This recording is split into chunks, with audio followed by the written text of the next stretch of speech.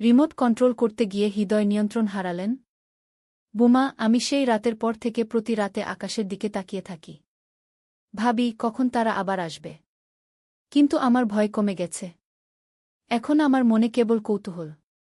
আমি জানতে চাই তারা কারা, কোথা থেকে আসে, কেন আমাদের অধ্যয়ন করে। সেই ঘটনার 2 মাস পরের কথা। আমরা আবার স্বাভাবিক জীবনে ফিরে এসেছিলাম। শ্বশুর মশাই সম্পূর্ণ সুস্থ হয়ে উঠেছিলেন, যদিও তিনি সেই রাতের কথা এখনও মনে করতে পারেন না। অভিজিৎ আবার কাজে যোগ দিয়েছিল। বাচ্চারা স্কুলে যাচ্ছিল। সবকিছু স্বাভাবিক, কিন্তু আমার মনের ভেতরে একটা অজানা আতঙ্ক ছিল। কখন আবার এমন কিছু ঘটবে? একদিন সন্ধ্যায় আমি রান্নাঘরে খাবার বানাচ্ছিলাম। বাইরে প্রবল বৃষ্টি হচ্ছিল। হঠাৎ ডোরবেল বাজল। আমি দরজা খুলতে গেলাম।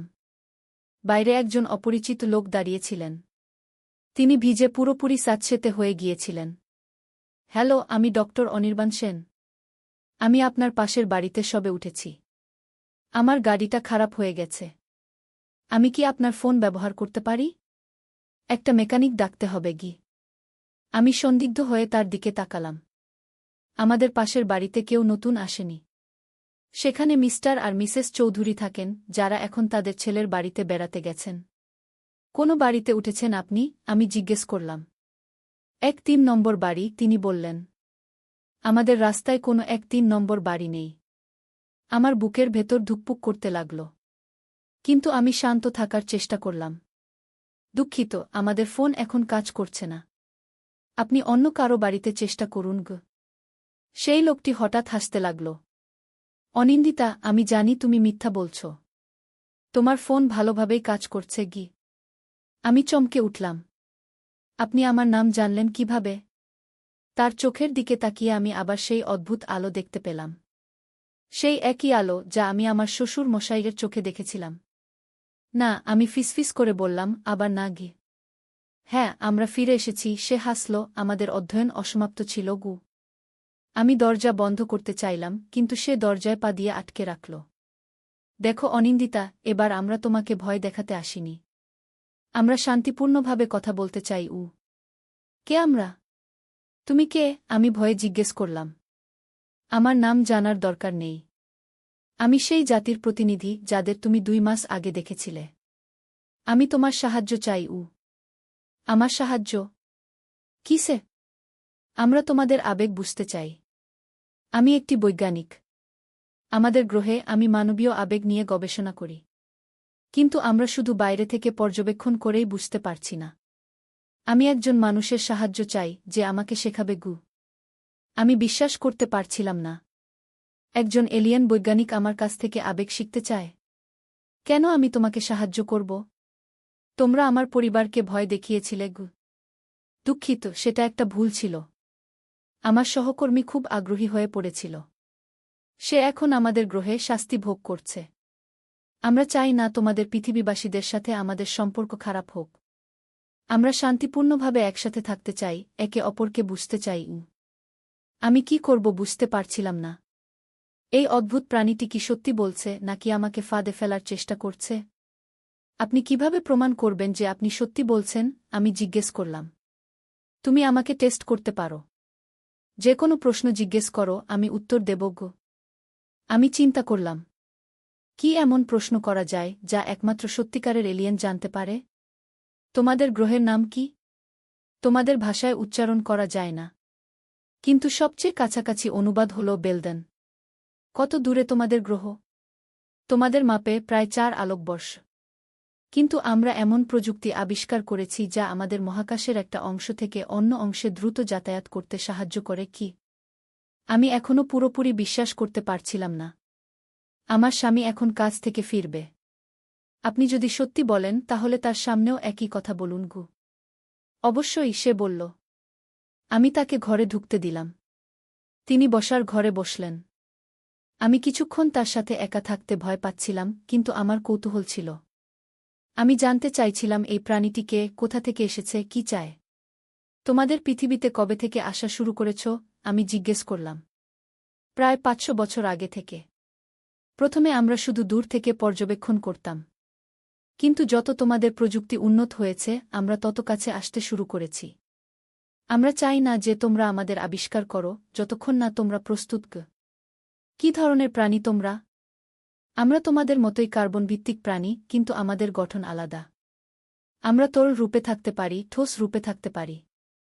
আমরা তোমাদের শরীরের ভেতরে ঢুকে তোমাদের নিয়ন্ত্রণ করতে পারি, যেমন আমার সহকর্মী তোমার শ্বশুরকে নিয়ন্ত্রণ করেছিল। আমি শিউরে উঠলাম।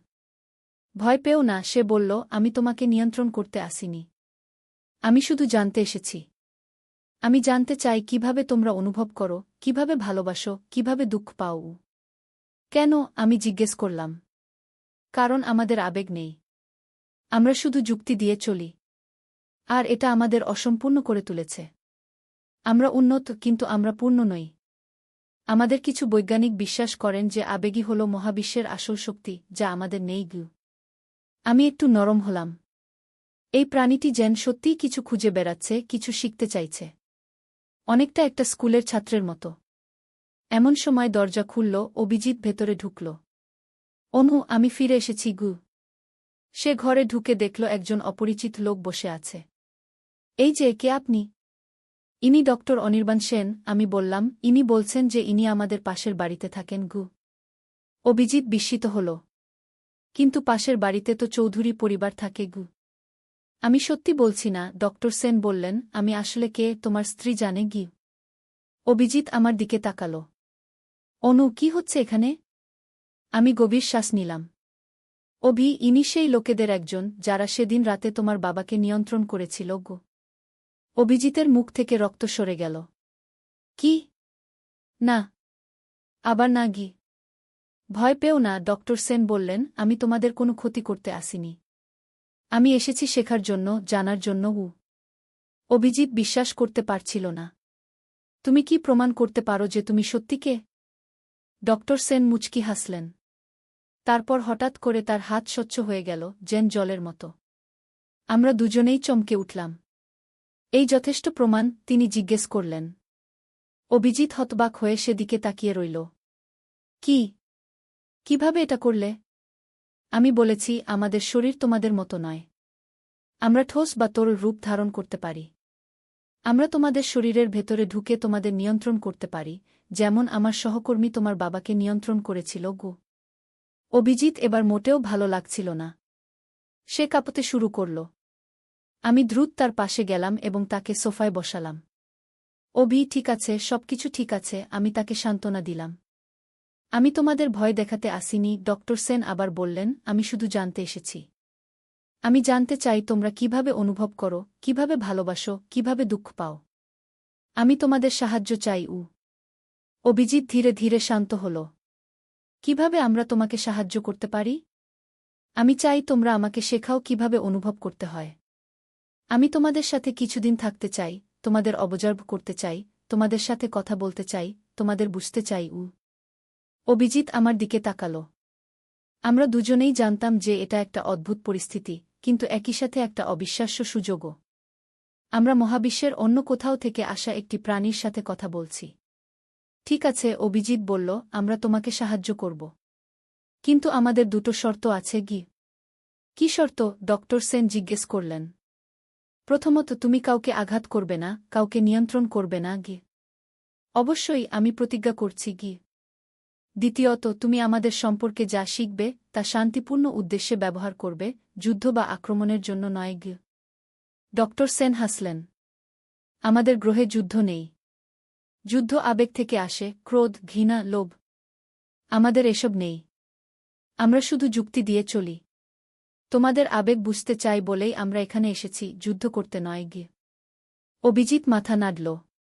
তাহলে ঠিক আছে, আমরা তোমাকে সাহায্য করব। এভাবেই আমাদের জীবনে একটা অদ্ভুত অধ্যায় শুরু হল। ডক্টর অনির্বাণ সেন, যিনি আসলে একজন এলিয়েন, তিনি আমাদের বাড়িতে প্রায়ই আসতে লাগলেন। তিনি আমাদের প্রশ্ন করতেন, আমাদের দেখতেন, আমাদের সাথে কথা বলতেন।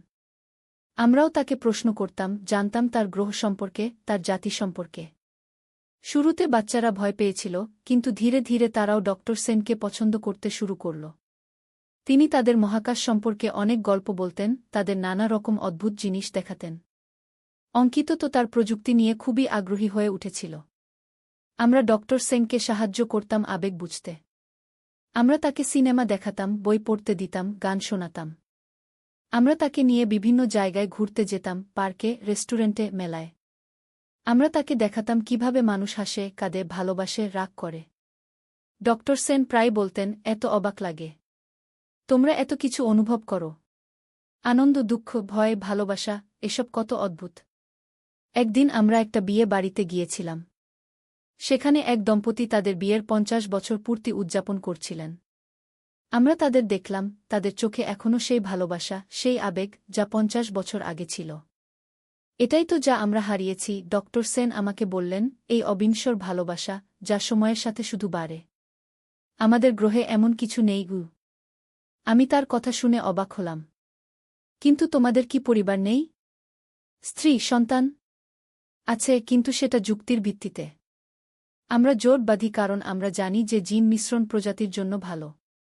আমরা সন্তান পালন করি কারণ আমরা জানি যে এটা প্রজাতির টিকে থাকার জন্য জরুরি। কিন্তু আমরা ভালোবাসি না। আমরা আবেগ অনুভব করি না গি। সেটা কি খুব খারাপ? এক সময় আমরা ভাবতাম না। আমরা ভাবতাম যে আবেগ একটা দুর্বলতা, যা আমরা অতিক্রম করেছি। কিন্তু এখন আমরা বুঝতে পারছি যে আবেগ একটা শক্তি, যা আমরা হারিয়েছি। আবেগ ছাড়া জীবন অর্থহীন। আমি তার কথা শুনে ভাবনায় পড়ে গেলাম। ভাবতাম, একটা সমাজ কেমন হবে যেখানে আবেগ নেই? মা-বাবা তাদের সন্তানকে ভালোবাসে না, স্বামী-স্ত্রী একে অপরকে ভালোবাসে না, বন্ধুরা একে অপরকে ভালোবাসে না। শুধু যুক্তি, কোনো আবেগ নয়।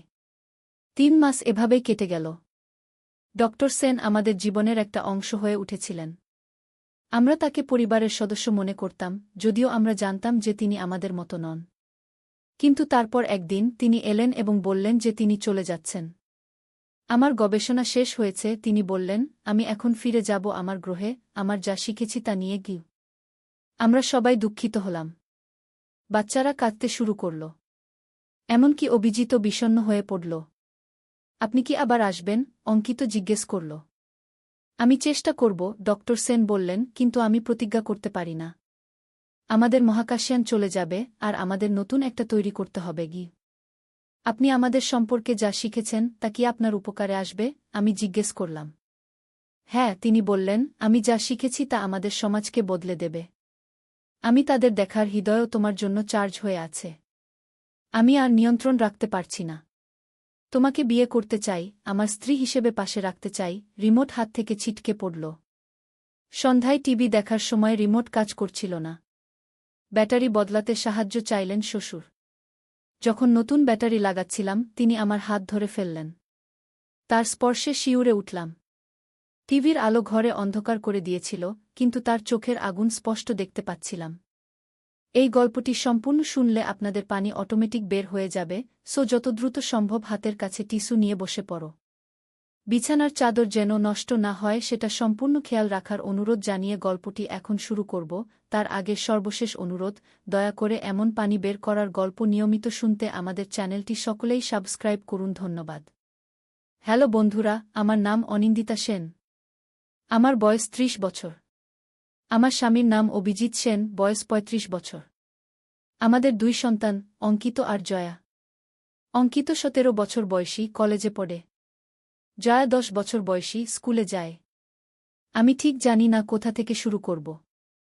আমার জীবনে এমন কিছু ঘটেছে যা আমি কখনো কল্পনা করতে পারিনি। সবকিছু শুরু হয়েছিল একটি সাধারণ সন্ধ্যায়, যখন আমার শ্বশুর আমাদের বাড়িতে বেড়াতে এসেছিলেন। সেদিন সন্ধ্যায় আমরা সবাই বসে টিভি দেখছিলাম। বাচ্চারা তাদের নিজ নিজ রুমে পড়াশোনা করছিল। আমি রান্নাঘর থেকে সবার জন্য চা বানিয়ে নিয়ে এসেছিলাম। শ্বশুর মশাই টিভির সামনে বসে বিরক্ত হচ্ছিলেন কারণ রিমোট কন্ট্রোল ঠিকমতো কাজ করছিল না। বুমা, এই রিমোটটা কাজ করছে না, একটু দেখো তো, তিনি আমাকে ডাকলেন। আমি তাড়াতাড়ি এগিয়ে গেলাম। হ্যাঁ বাবা, দেখি। হয়তো ব্যাটারি শেষ হয়ে গেছে গি। ড্রয়ার থেকে নতুন ব্যাটারি নিয়ে এলাম। যখন রিমোটের ব্যাটারি খুলছিলাম, তখন একটা অদ্ভুত অনুভূতি হলো আমার। শ্বশুর মশাই আমার দিকে এমনভাবে তাকিয়েছিলেন যেন আমাকে প্রথমবার দেখছেন। আমি লক্ষ্য করলাম যে তার চোখে একটা আলাদা চমক। আমি ব্যাটারি বদলানোর কাজে মনোযোগ দিলাম, কিন্তু হঠাৎ তিনি আমার হাত ধরে ফেললেন। আমি চমকে উঠলাম। কি হয়েছে বাবা? বুমা, আমার হৃদয়ও তোমার জন্য চার্জ হয়ে আছে। আমি আর নিয়ন্ত্রণ রাখতে পারছি না।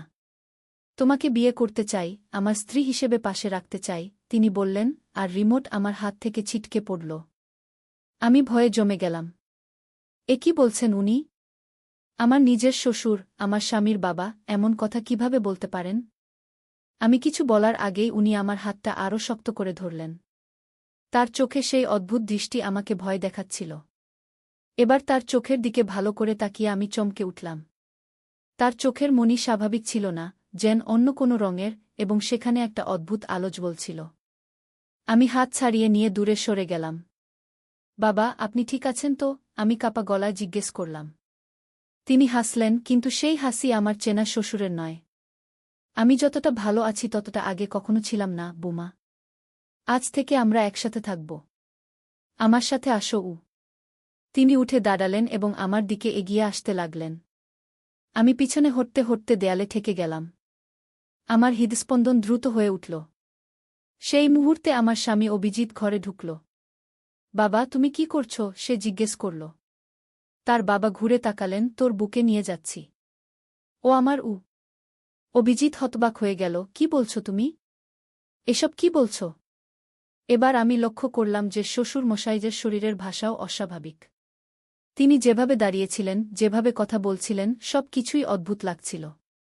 যেন যেন তিনি আসলে তিনি নন। অভিজিৎ আমার কাছে এলো, অনু, তুমি ঠাকুর ঘরে যাও। আমি বাবার সাথে কথা বলি। আমি ঘর থেকে বেরিয়ে ঠাকুর ঘরে গেলাম, কিন্তু দরজার পাশে দাঁড়িয়ে তাদের কথা শুনতে লাগলাম। বাবা, তোমার কি হয়েছে? এসব কি বলছ? অভিজিৎ জিজ্ঞেস করল। আমি তোর বাবা নই। শ্বশুর মশাইয়ের গলা এখন সম্পূর্ণ অন্যরকম শোনাচ্ছিল। আমি অনেক দূর থেকে এসেছি, এবং আমি তোর বুকে নিয়ে যাব। কি বলছো তুমি? কোথা থেকে এসেছ?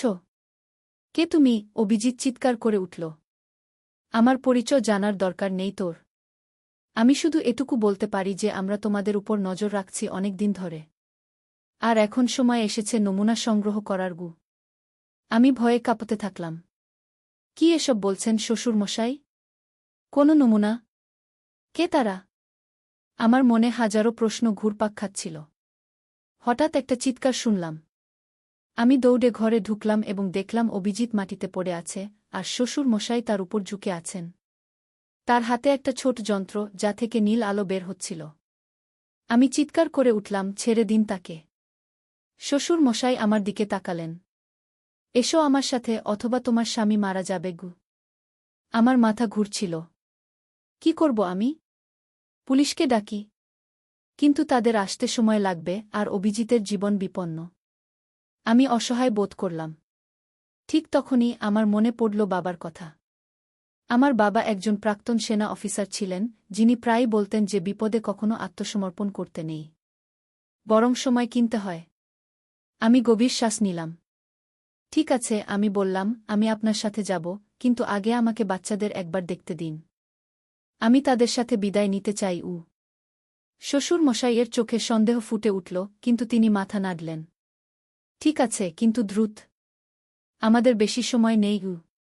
আমি দ্রুত বাচ্চাদের রুমের দিকে গেলাম। অঙ্কিত আর জয়া দুজনেই তাদের ঘরে ছিল। আমি দরজা বন্ধ করে তাদের বললাম, শোনো, বাবা বিপদে। তোমরা জানালা দিয়ে বেরিয়ে দিদির বাসায় চলে যাও। পুলিশকে ফোন করোক। অঙ্কিত ভয় পেয়ে গেল, কিন্তু সে দ্রুত নিজেকে সামলে নিল। মা, তুমি কি করবে? আমি বাবাকে বাঁচাবো। শুধু আমার কথা শোনো এবং এখান থেকে বেরিয়ে যাও। আমি তাদের একটা চুমু দিয়ে ঘর থেকে বেরিয়ে এলাম।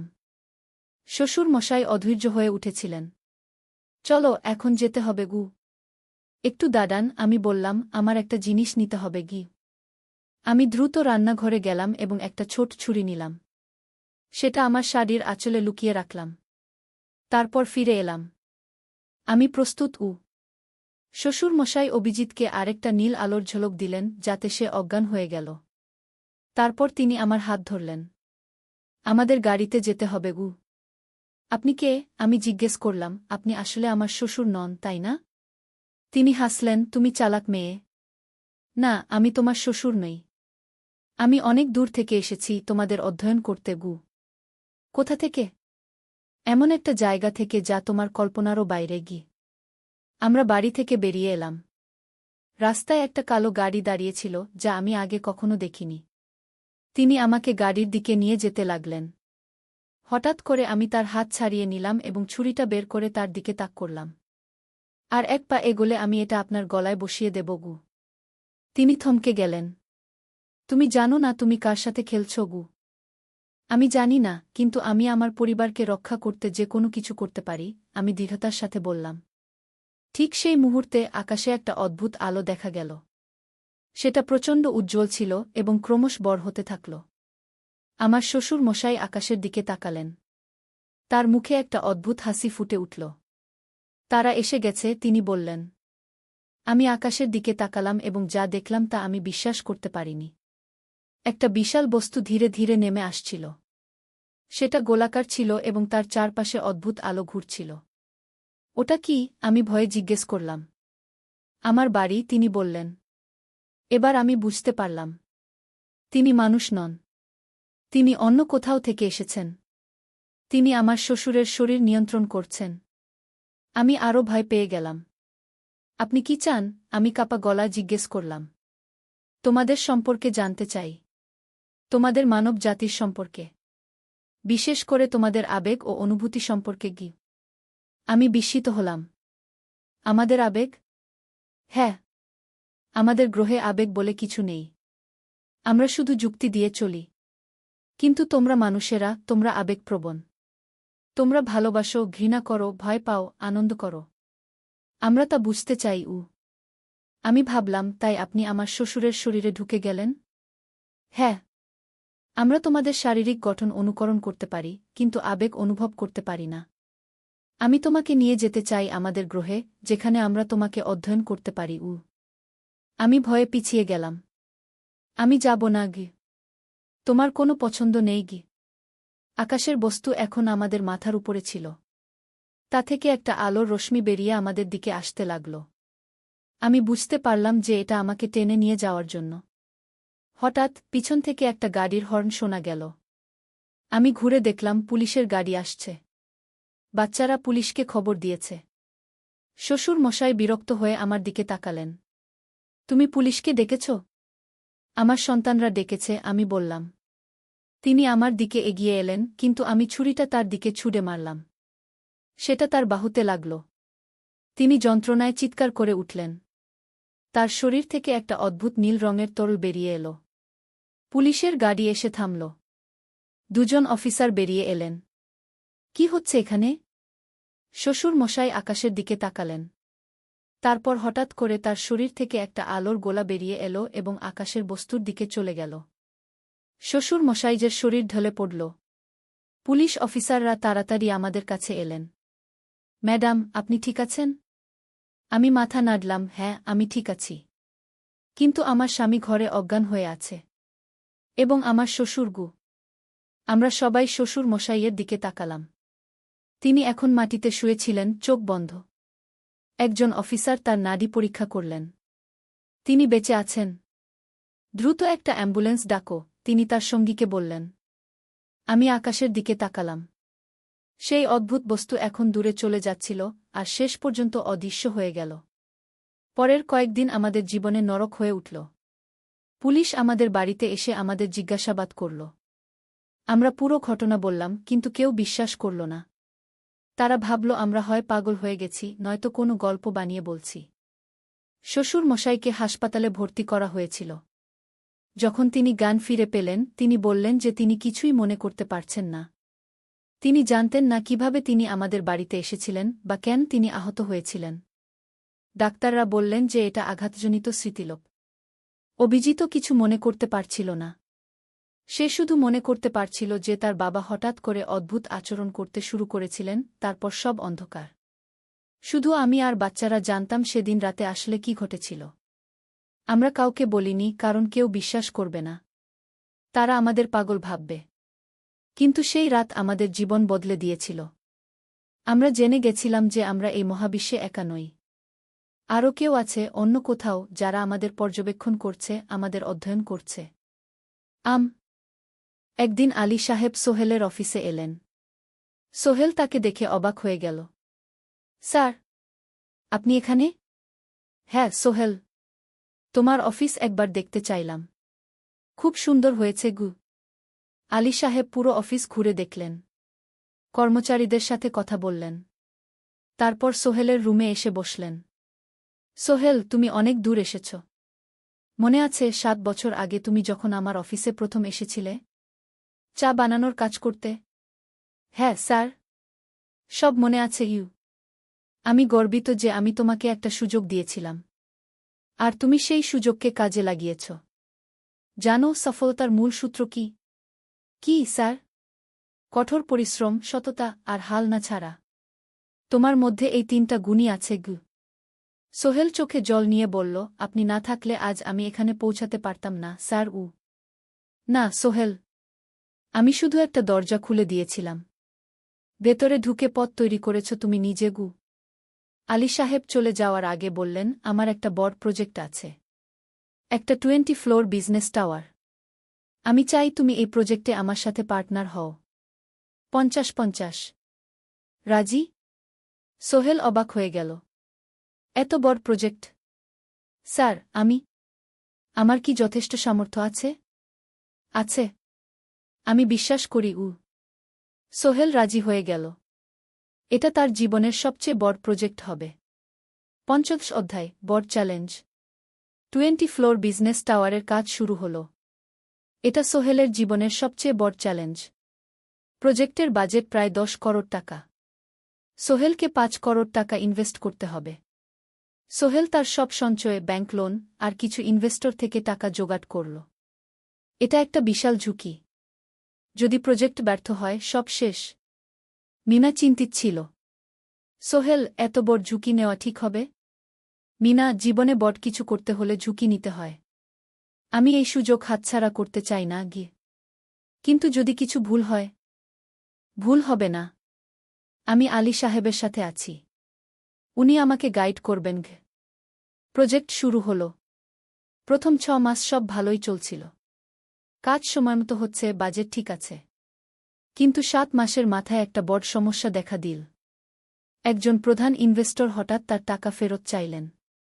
তিনি অন্য একটা জরুরি কাজে টাকা লাগবে বলে জানালেন। 1 করোড় টাকা ফেরত দিতে হবে। সোহেল বিপদে পড়ে গেল। 1 করোড় টাকা এখন কোথায় পাবে? প্রজেক্টে সব টাকা ঢেলে দিয়েছে। সে আলী সাহেবের সাথে কথা বলল। আলী সাহেব বললেন, চিন্তা করো না, আমি ব্যবস্থা করছি। কিন্তু আলী সাহেবও বড় একটা প্রজেক্টে আটকে আছেন। তার হাতে লিকুইড ক্যাশ নেই। সোহেল অন্য ব্যাংক থেকে লোন নেওয়ার চেষ্টা করল। কিন্তু ব্যাংক বলল, ইতিমধ্যে তার অনেক লোন আছে, নতুন লোন দিতে পারবে না। সোহেল রাতে ঘুমাতে পারছিল না। খাওয়া দাওয়া বন্ধ করে দিয়েছিল। মিনা তাকে দেখে খুব চিন্তিত হয়ে গেল। সোহেল, প্লিজ নিজেকে এভাবে শেষ করে ফেলো না। কোনো একটা রাস্তা বের হবেই কি। কিন্তু সোহেল কোনো রাস্তা দেখতে পাচ্ছিল না। ইনভেস্টর 15 দিন সময় দিয়েছে। 15 দিনের মধ্যে টাকা ফেরত না দিলে তিনি আইনি ব্যবস্থা নেবেন। 10 দিন কেটে গেল। সোহেল কোনো সমাধান খুঁজে পেল না। সে প্রায় হাল ছেড়ে দিয়েছিল। 11 দিনের দিন একটা অপ্রত্যাশিত ঘটনা ঘটল। জাহিদ ভাই, সোহেলের পুরনো সহকর্মী, তার অফিসে এলেন। জাহিদ ভাই এখন একটা রিয়েল এস্টেট কোম্পানিতে সিনিয়র ম্যানেজার। সোহেল, আমি তোমার সমস্যার কথা শুনেছি গু। হ্যাঁ ভাই, আমি বিপদে পড়েছি। আমি তোমাকে সাহায্য করতে চাই। আমার কিছু সঞ্চয় আছে। 5 লাখ টাকা। তুমি নাও। সোহেল চোখে জল নিয়ে বলল, ভাই আমি কিছু বলার দরকার নেই। তুমি আমাকে অনেক কিছু শিখিয়েছ। তোমার কাছ থেকে পরিশ্রম আর সততা শিখেছি। এখন আমার পালা তোমাকে সাহায্য করার। জাহিদ ভাই চলে যাওয়ার পর আরও 2 জন এলো। একজন সোহেলের পুরনো ক্লায়েন্ট, আরেকজন তার কর্মচারী। 2 জন মিলে আরও 8 লাখ টাকা দিল। করিম মামা 20 লাখ টাকা ব্যবস্থা করলেন। তার কিছু বন্ধুদের কাছ থেকে ধার করে। মিনা তার সব গয়না বিক্রি করে 10 লাখ টাকা দিল। সবাই মিলে প্রায় 45 লাখ টাকা জোগাড় হল। বাকি 65 লাখ টাকা সোহেল তার অফিসের সব অ্যাসেট বিক্রি করে আর একটা প্রাইভেট ফিন্যান্স কোম্পানি থেকে উচ্চ সুদে লোন নিয়ে ব্যবস্থা করল। ঠিক 14 দিনের দিন সোহেল ইনভেস্টরকে 1 করোড় টাকা ফেরত দিল। ইনভেস্টর টাকা নিয়ে চলে গেলেন। সোহেল তার অফিসে ফিরে এসে চেয়ারে বসে কাঁদল। এত চাপ, এত টেনশন, সব যেন একসাথে বের হয়ে এলো। মিনা এসে তাকে জড়িয়ে ধরল। আমরা পেরেছি, সোহেল। আমরা পেরেছি গু। ষোড়শ অধ্যায়, পুনরুদ্ধার। এই ঘটনার পর সোহেল আরও সাবধান হয়ে গেল। সে বুঝল ব্যবসায় শুধু সাহস নয়, বুদ্ধিও লাগে। ঝুঁকি নিতে হয়, কিন্তু হিসাব করে। প্রজেক্ট চলতে থাকল। এবার সোহেল আরও সতর্কতার সাথে সবকিছু পরিচালনা করল। প্রতিটা খরচ হিসাব করল, প্রতিটা সিদ্ধান্ত ভেবেচিন্তে নিল। আরও 1 বছর পর 20 ফ্লোর বিজনেস টাওয়ার সম্পন্ন হল। চমৎকার বিল্ডিং। শহরের অন্যতম সুন্দর ভবন। বিল্ডিংয়ের উদ্বোধন অনুষ্ঠানে শহরের মেয়র এলেন। অনেক ব্যবসায়ী, সাংবাদিক এলো। সোহেলের নাম পত্রিকায় ছাপা হল। স্বপ্নের শহরে এক তরুণ উদ্যোক্তার সফলতার গল্পও। প্রজেক্ট থেকে সোহেলের লাভ হল প্রায় 2 করোড় টাকা। এই টাকা দিয়ে সে সব ঋণ শোধ করল। জাহিদ ভাইয়ের টাকা ফেরত দিল। করিম মামার ঋণ শোধ করল। যারা সাহায্য করেছিল সবাইকে টাকা ফেরত দিল। মিনার জন্য নতুন গয়না কিনা। আরও সুন্দর। তার মাকে গ্রামে একটা নতুন পাকা বাড়ি বানিয়ে দিল। মা কাঁদতে কাঁদতে বললেন, তোর বাবা বেঁচে থাকলে কত খুশি হতো। তুই আমার সব স্বপ্ন পূরণ করেছিস গে। সোহেল নিজেদের জন্য একটা ফ্ল্যাট কিনা। 4 রুমের ফ্ল্যাট, সমুদ্রের কাছে। এখন আর ভাড়া বাড়িতে থাকতে হয় না। সপ্তদশ অধ্যায়, প্রতিদান। সোহেল এখন একজন প্রতিষ্ঠিত উদ্যোক্তা। কিন্তু সে তার শেখ ভোলেনি। যে গ্রাম থেকে সে এসেছে, যারা তাকে সাহায্য করেছে, কাউকেই ভোলেনি। সে তার গ্রামে একটা স্কুল বানিয়ে দিল। সোহেল ফাউন্ডেশন স্কুল কু গরিব ছেলেমেয়েরা ফ্রিতে পড়তে পারবে। ভালো শিক্ষক নিযোগ দিল। ভালো পড়াশোনার ব্যবস্থা করল। শহরে একটা ফ্রি মেডিকেল ক্লিনিক খুলল। গরিব মানুষরা ফ্রিতে চিকিৎসা পাবে। প্রতি বছর 10 জন মেধাবী কিন্তু গরিব ছাত্রছাত্রীকে স্কলারশিপ দেওয়া শুরু করল। তারা বিনামূল্যে পড়াশোনা করতে পারবে। একদিন একটা টিভি চ্যানেল সোহেলের ইন্টারভিউ নিতে এলো। আপনার সফলতার গোপন সূত্র কি? সোহেল একটু ভেবে বলল, কঠোর পরিশ্রম, সততা আর হাল না ছাড়া। এই 3টা জিনিস যদি কারো মধ্যে থাকে, সে যে কোনো কিছু অর্জন করতে পারে। আর সবচেয়ে বড় কথা, যারা আমাকে সাহায্য করেছে তাদের ছাড়া আমি কিছুই না। একা কেউ সফল হতে পারে না গি। আপনার পরবর্তী স্বপ্ন কি? আমি চাই আরও মানুষকে সাহায্য করতে। আমার মতো যারা গ্রাম থেকে শহরে আসে, তাদের জন্য একটা ট্রেনিং সেন্টার খুলব। তারা সেখানে বিভিন্ন স্কিল শিখতে পারবে। চাকরি পাবে। নিজের পায়ে দাঁড়াতে পারবে গু। অষ্টাদশ অধ্যায়, নতুন প্রজন্ম। আরও 5 বছর কেটে গেল। সোহেল এখন 45 বছরের। তার মেয়ে সারা এখন 9 বছরের। স্কুলে ক্লাস 4-এ পড়ে। খুব মেধাবী মেয়ে। একদিন সারা বাবাকে জিজ্ঞেস করল, বাবা, তুমি কিভাবে এত বড় হলে? আমার বন্ধুরা বলে তুমি একজন সফল মানুষ গো। সোহেল তাকে কোলে নিয়ে বসল। বাবা, তুমি জানো, তোমার দাদু ছিলেন একজন স্কুল শিক্ষক। খুব সৎ মানুষ। কিন্তু আমরা গরিব ছিলাম। আমি রিকশা চালাতাম গো। রিকশা? সত্যি? হ্যাঁ। তারপর আমি এই শহরে এলাম। অনেক কষ্ট করেছি। কিন্তু হাল ছাড়িনি। মানুষ আমাকে সাহায্য করেছে। আর আমি কঠোর পরিশ্রম করেছি। বাবা, আমিও কি তোমার মতো হতে পারব? অবশ্যই পারবে বাবা। তবে মনে রেখো, সফলতা মানে শুধু টাকা পয়সা না। সফলতা মানে ভালো মানুষ হওয়া। অন্যদের সাহায্য করা। সৎ থাকা গু। সারা মাথা নাডল। আমি ভালো মানুষ হব বাবাগু। সোহেল তার মেয়েকে জড়িয়ে ধরল। মনে মনে ভাবল, তার জীবনের সব কষ্ট সার্থক হয়েছে। মিনা রান্নাঘর থেকে ডাকল, খাবার তৈরি। এসো। সোহেল সারাকে নিয়ে ডাইনিং টেবিলে গেল। ঋতু এসেছে। সে এখন বিয়ে করেছে, তার একটা ছেলে হয়েছে। সোহেলের মা মাঝে মাঝে চট্টগ্রামে বেড়াতে আসেন। আজও এসেছেন। সবাই মিলে খেতে বসল। হাসিগল্পে ভরা পরিবার। সোহেল তাকাল তার মায়ের দিকে, মিনার দিকে, সারার দিকে, ঋতুর দিকে। মনে হল, জীবনে আর কি চাই? খাওয়া শেষে সবাই বসে রইল। গল্প করছিল। হঠাৎ সোহেলের ফোন বাজল। অফিস থেকে। একটা জরুরি বিষয়। সোহেল ফোন রেখে দিয়ে মিনাকে বলল, একটা নতুন প্রজেক্টের প্রস্তাব এসেছে। একটা এতিমখানা বানানোর কাজ। সরকারি প্রজেক্ট। তুমি নেবে? অবশ্যই। এটা আমার স্বপ্নের প্রজেক্ট। যেসব বাচ্চাদের বাবা মা নেই তাদের জন্য একটা সুন্দর জায়গা। মিনা হাসল। তুমি কখনো বদলাও না। এখনো অন্যদের কথা ভাবো। এটাই তো জীবন, মিনা। শুধু নিজের জন্য বাঁচলে কি হবে? 49 অধ্যায়, উত্তরাধিকার। 10 বছর আরও কেটে গেল। সোহেল এখন 55 বছরের। তার চুলে পাক ধরেছে। কিন্তু শক্তি এখনও আগের মতোই। সারা এখন 19 বছরের। সে বিশ্ববিদ্যালয়ে ইঞ্জিনিয়ারিং পড়ছে। সে চায় বাবার মতো কনস্ট্রাকশন ইন্ডাস্ট্রিতে কাজ করতে। একদিন সারা বাবাকে বলল, বাবা, আমি তোমার কোম্পানিতে কাজ করতে চাই। এখনও তো তোর পড়াশোনা বাকি। জানি। কিন্তু আমি এখন থেকেই শিখতে চাই। ছুটির দিনে তোমার সাথে সাইটে যেতে চাই। দেখতে চাই কিভাবে কাজ হয়। সোহেল খুশি হয়ে গেল। তার মেয়ে তার পথ অনুসরণ করতে চায়। ঠিক আছে। কিন্তু শর্ত হল, তোকে সবকিছু নিজ থেকে শিখতে হবে। কোনো স্পেশাল ট্রিটমেন্ট পাবি না। আমি তো তাই চাই, বাবাগু।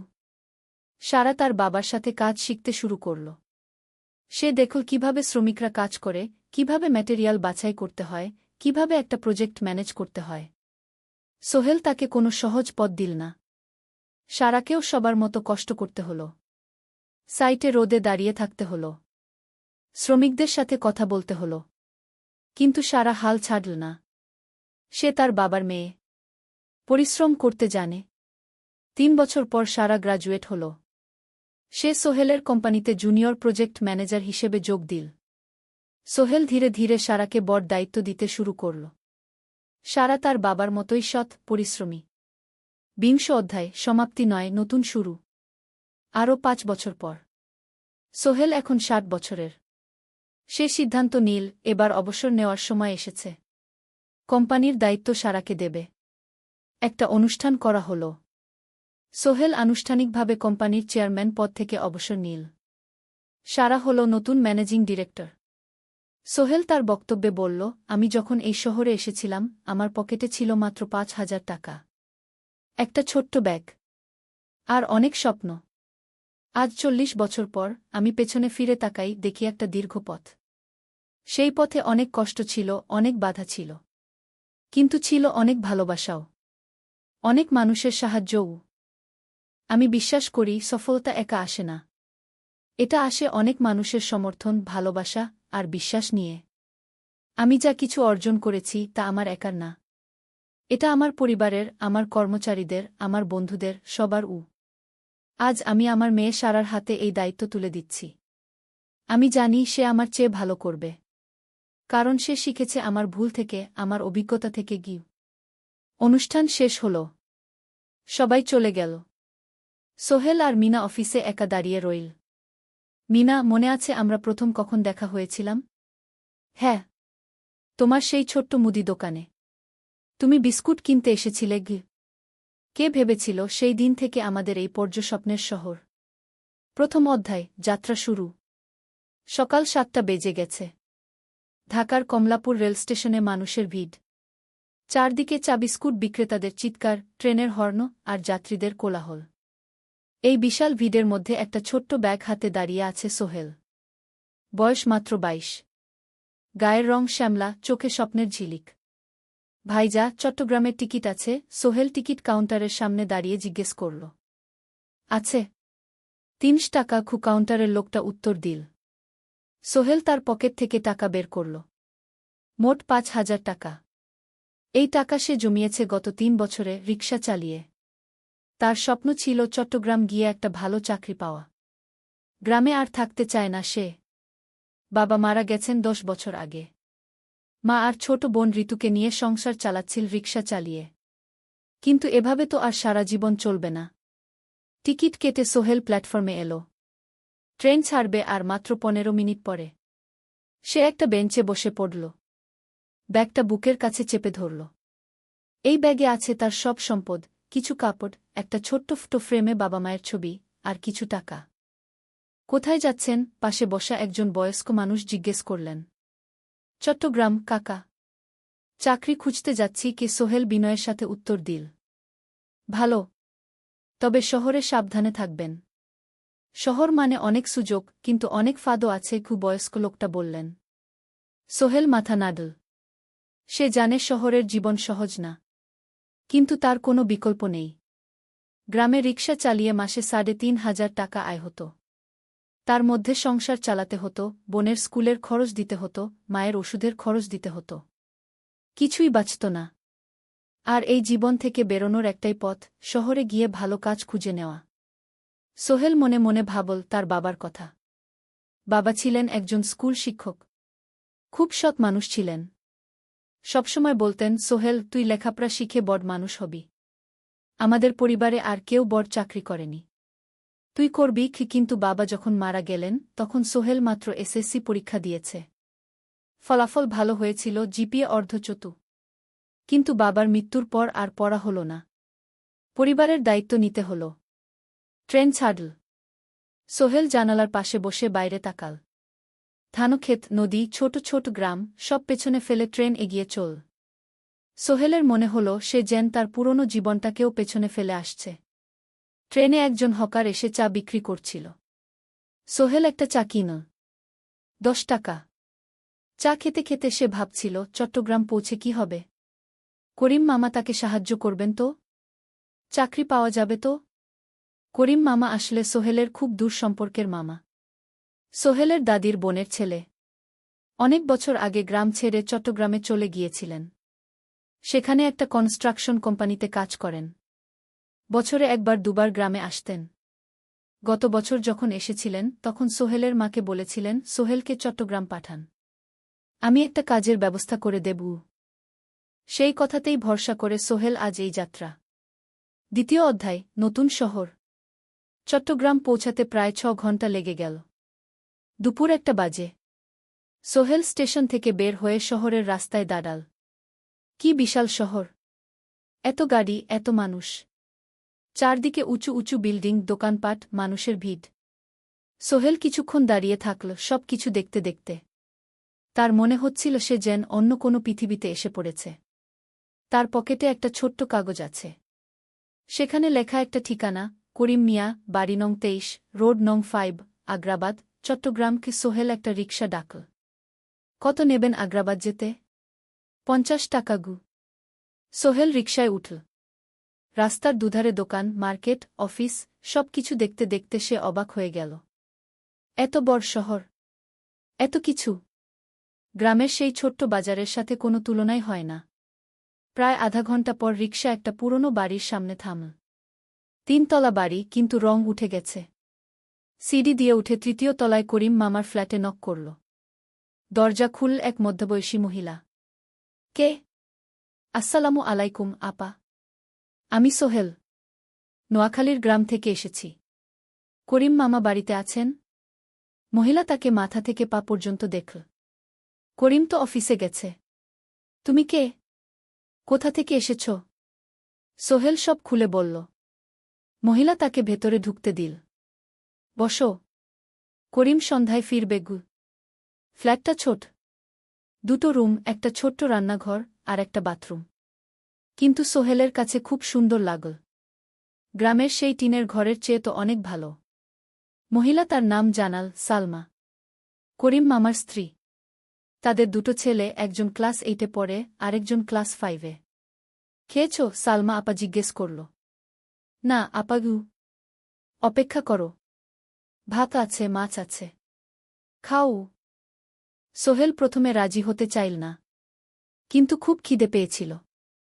সকাল থেকে শুধু একটা চা আর বিস্কুট খেয়েছে। খাওয়া দাওয়ার পর সোহেল বসে রইল। সালমা আপা তাকে গল্প করতে লাগল। তোমার মা কেমন আছেন? তোমার বোন? ভালো আছে আপা।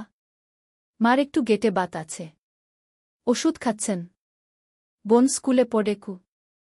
তুমি কি করতে চাও এখানে? চাকরি খুঁজছি আপা। যে কোনো কাজ করব। বাসায় মা আর বোনকে টাকা পাঠাতে হবে। সালমা আপা মাথা নাড়ল। করিম তোমার জন্য কিছু একটা করবে। সে ভালো মানুষ গ। সারাদিন অপেক্ষা করু সোহেল। সন্ধ্যা ৬টায় করিম মামা ফিরলেন। ৫০-এর কাছাকাছি বয়স, কালো রঙের প্যান্ট শার্ট পরা, হাতে একটা ব্যাগ। আরে সোহেল, কবে এলি? করিম মামা খুশি হয়ে বললেন। আজ সকালে মামা গু। করিম মামা তাকে জড়িয়ে ধরলেন। অনেকদিন পর দেখলাম। কেমন আছিস? ভালো আছি মামা গি। ভালো করেছিস এসে। এখানে অনেক সুযোগ আছে। তোর জন্য একটা কাজের ব্যবস্থা করে দেব। তবে প্রথমে কয়েকদিন এখানে থাক। শহরটা একটু চিনে নে। তারপর কাজে যোগ দিবি। সোহেলের মনে আসার আলো জ্বল। সে ভাবল হয়তো তার ভাগ্য এবার পাল্টাবে। তৃতীয় অধ্যায়, প্রথম চাকরি। এক সপ্তাহ পরে করিম মামা সোহেলকে তার কোম্পানিতে নিয়ে গেলেন। কোম্পানির নাম আলামিন কনস্ট্রাকশন। অফিসটা শহরের কেন্দ্রে ৫ তলা একটা বিল্ডিংয়ের দোতলায়। মালিক আলী সাহেব। ৫০-এর কাছাকাছি বয়স, মোটা চেহারা, চোখে সোনার ফ্রেমের চশমা। বড়লোক মানুষ, কিন্তু খুব কড়া। এই ছেলেটাকে কি কাজে লাগাবেন? আলী সাহেব করিম মামাকে জিজ্ঞেস করলেন। স্যার, ও আমার আত্মীয়। গ্রাম থেকে এসেছে। খুব পরিশ্রমী। যে কোনো কাজে লাগাতে পারেন। আলী সাহেব সোহেলের দিকে তাকালেন। তুমি কি পড়েছ? Sir, SSC pass. জিপিএ অর্ধচতু। হুম। ভালো। কম্পিউটার চালাতে পারো? না স্যার, পারি না। কিন্তু শিখতে চাই। আলী সাহেব একটু ভাবলেন। ঠিক আছে। তোমাকে অফিসের কাজে রাখব। ফাইল গুছানো, চা বানানো, কাগজপত্র নিয়ে যাওয়া, না এসব। মাসে ৫,০০০ টাকা। রাজি আছো? জি স্যার। সোহেল খুশি হয়ে গেল। ৫,০০০ টাকা। রিকশা চালিয়ে ৩,৫০০ পেত। এখানে ৫,০০০। কাজ শুরু হলো পরদিন থেকে। সকাল ৮টায় অফিসে যেতে হয়, ফিরতে হয় সন্ধ্যা ৭টায়।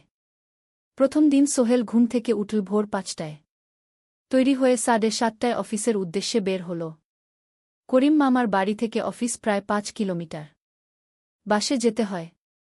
অফিসে পৌঁছে সোহেল দেখল সেই প্রথম আলী সাহেব এখনও আসেননি। অফিস খোলা ছিল না। ৮-১০ মিনিট পর একজন লোক এসে অফিস খুল। তুমি নতুন? জি। আমি সোহেল। আমি জাহিদ, অ্যাসিস্ট্যান্ট ম্যানেজার। এসো। জাহিদ ভাই সোহেলকে সব কিছু দেখাল। অফিসে মোট ৬ জন কর্মচারী। ২ জন ইঞ্জিনিয়ার, একজন অ্যাকাউন্ট্যান্ট, একজন অ্যাসিস্ট্যান্ট ম্যানেজার, জাহিদ ভাই, একজন রিসেপশনিস্ট, আর এখন সোহেল। সোহেলের কাজ শুরু হলো চা বানানো দিয়ে। তারপর অফিস পরিষ্কার করা, ফাইল গুছানো, কাগজপত্র এক জায়গা থেকে আরেক জায়গায় নিয়ে যাওয়া। কাজ কঠিন না, কিন্তু সারাদিন দৌড়ঝাঁপ করতে হয়। দুপুরে খাবারের জন্য আধা ঘণ্টা বিরতি। সোহেল একটা ছোট হোটেলে গিয়ে ভাতরাল তরকারি খেল। ৫০ টাকা। সন্ধ্যায় অফিস বন্ধ হল। সোহেল ক্লান্ত হয়ে বাসায় ফিরল। কেমন লাগল প্রথম দিন? করিম মামা জিজ্ঞেস করলেন। ভালো মামা। অনেক কিছু শিখলাম। প্রথম মাসের শেষে সোহেল বেতন পেল ৫,০০০ টাকা। সে ৩,০০০ টাকা মাকে পাঠাল। মা ফোনে কাঁদতে লাগলেন। আল্লাহ তোকে ভালো রাখুক সোহেল। সোহেলের চোখেও জল এল। তার মনে হল সে একটা বড় কাজ করতে পেরেছে।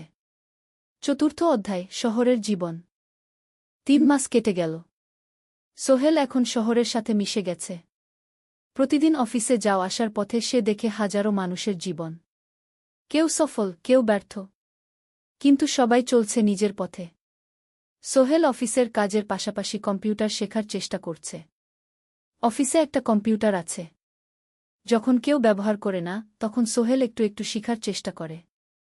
জাহিদ ভাই তাকে সাহায্য করেন।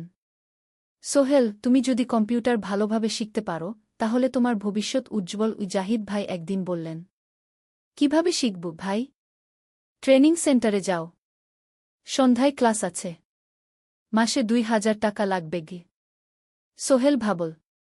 ২,০০০ টাকা অনেক। কিন্তু এটা বিনিয়োগ। ভবিষ্যতের জন্য। সে একটা ট্রেনিং সেন্টারে ভর্তি হল। সপ্তাহে ৩ দিন, সন্ধ্যা ৭:৩০ থেকে রাত ৯টা পর্যন্ত ক্লাস। কম্পিউটারের basic, MS Word, Excel, PowerPoint, internet ব্যবহার। একদিন অফিস থেকে ফেরার সময় সোহেল একটা দোকানে চা খেতে গেল। দোকানের পাশেই একটা ছোট্ট মুদি দোকান। সেখানে একটা মেয়ে বসে আছে। বয়স হবে ২০-এর কাছাকাছি।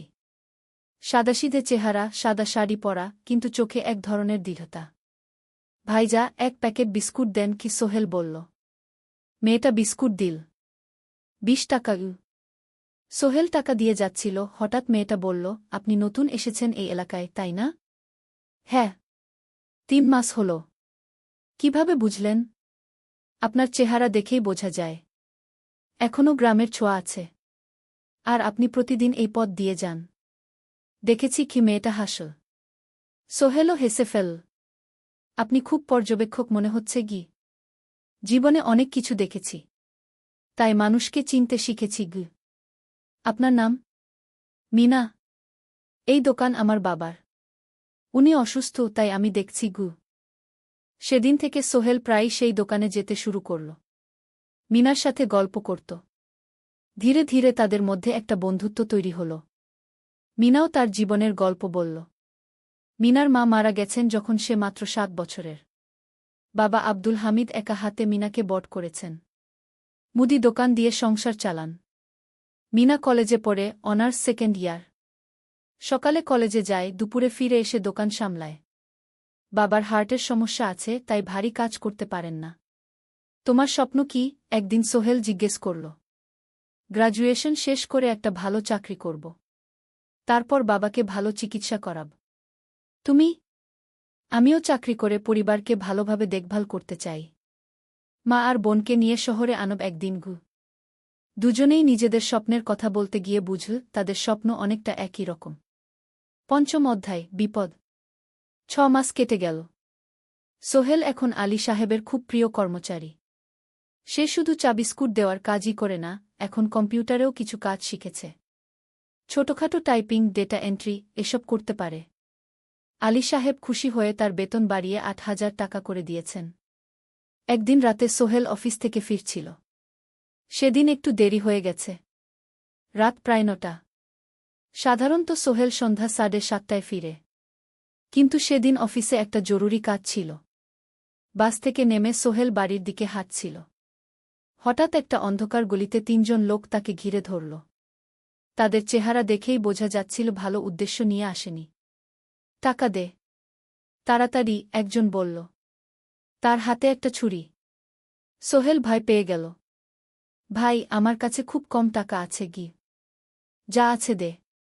তাড়াতাড়ি করো। সোহেল কাঁপতে কাঁপতে তার পকেট থেকে 5 টাকা বের করে দিল। এই টাকা দিয়ে সে বাজার করবে ভেবেছিল। কিন্তু ছিনতাইকারীরা সন্তুষ্ট হল না। শুধু 5 টাকা? তোর ব্যাগে কি আছে? তারা সোহেলের ব্যাগ কেড়ে নিল।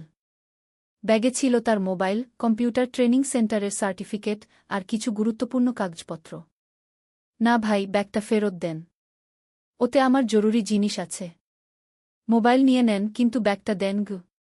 কিন্তু ওরা শুনল না। একজন সোহেলকে জোরে ধাক্কা দিল। সোহেল পড়ে গেল। মাথা রাস্তার কংক্রিটে ধাক্কা লেগে গেল। রক্ত বের হল। 3 জন দৌড়ে পালিয়ে গেল। কিছুক্ষণ সোহেল অজ্ঞান হয়ে পড়ে রইল। তারপর ধীরে ধীরে জ্ঞান ফিরল। মাথায় প্রচণ্ড ব্যথা। সে উঠে দাঁড়ানোর চেষ্টা করল, কিন্তু মাথা ঘুরছিল। কোনোমতে একটা দেয়াল ধরে দাঁড়াল। একজন পথচারী তাকে দেখে থামল। কি হয়েছে ভাই? ছিনতাই হয়েছে গি? এসো, আমি তোমাকে হাসপাতালে নিয়ে যাই। কিন্তু সোহেল রাজি হল না। না, ঠিক আছি। বাড়ি যেতে পারব। সে কোনোমতে করিম মামার বাড়িতে পৌঁছাল। দরজা খুলেই সালমা আপা চিৎকার করে উঠলেন। ও আল্লাহ! কি হয়েছে? করিম মামা দৌড়ে এলেন। সোহেলকে ভেতরে নিয়ে গেলেন। তার মাথায় জল ঢেলে রক্ত পরিষ্কার করলেন। ক্ষতটা বেশ গভীর। হাসপাতালে যেতে হবে কি? করিম মামা বললেন।